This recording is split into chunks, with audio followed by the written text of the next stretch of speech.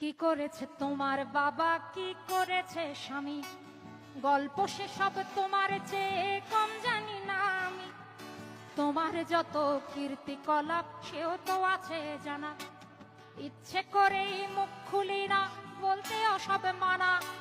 স্বামী বাবার নাম ভাঙিয়ে আর কত কালে খাবে, এবার ওদের ঘুমোতে দাও, আত্মা শান্তি পাবে।